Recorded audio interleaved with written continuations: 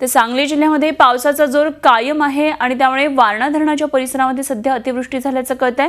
कोकरूड रेठरे, मांगले सावर्डे आणि मांगले काखे हे 3 पूल पाण्याखाली गेल्यामुळे या मार्गावरची वाहतूक ठप्प झाली आहे। मांगले काखे हा पाण्याखाली गेल्यामुळे कोल्हापूर जिल्ह्याशी असणारा संपर्क तुटलाय। तसंच दुसरीकडे कृष्णा नदीच्या पाणी पातळीमध्ये पण वाढ होतीये। कृष्णा नदीवरील बहे बंधारा पाण्याखाली गेलेला आहे। नदी काठावर लोकांना सतर्कतेचा इशारा देण्यात आलाय। सांगलीमधल्या याच सर्व परिस्थितीचा आढावा घेतलाय आमचे प्रतिनिधी रवींद्र कांबळे यांनी।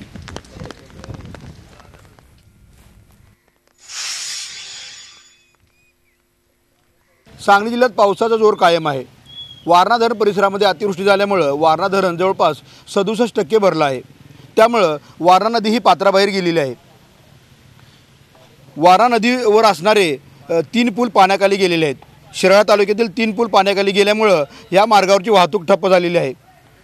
त्याचबरोबर काखे मांगले हे पूल पाण्याखाली गेल्यामुळे कोल्हापूर जिल्ह्याशी संपर्क तुटलेला आहे। त्याचबरोबर वाळवा तालुक्यातील बहे बंधारा सुद्धा पाण्याखाली गेला आहे। तर दुसरीकडे कृष्णा नदीच्या पाणी पातळीसुद्धा वाढ होत आहे। कोयना धरण परिसरातून येणारं पाणी आणि त्याचबरोबर सांगली जिल्ह्यात होणारा पाऊस यामुळे कृष्णा नदीची पाण्याची पातळी झपाट्याने वाढ होत आहे। सांगली शहराजवळ जवळपास कृष्णा नदी ही 17 फुटावर गेली आहे।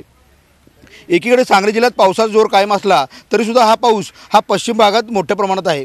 पश्चिम भागातील जे तालुके आहेत या ठिकाणी पावसाचा जोर कायम आहे। मात्र जत असेल, आटपाडी असेल, खानापूर असेल, कवटेमंकाळ असेल या ठिकाणी म्हणावं तितका पाऊस झाला नाही। त्यामुळे पावसाळ्यातसुद्धा दुष्काळी तालुक्यात अजूनसुद्धा अनेक गावांमध्ये टँकरनं पाणी पुरवठा होतोय। त्यामुळे सांगली जिल्ह्यात एकीकडे पाऊस तर एकीकडे पाणी टंचाई अशी परिस्थिती निर्माण झाली आहे। व्हिडिओला आम्ही सोबत Ravindra Kamble, Zee Media, Sangli. Zee 24 तास रहा एक पाऊल पुढे।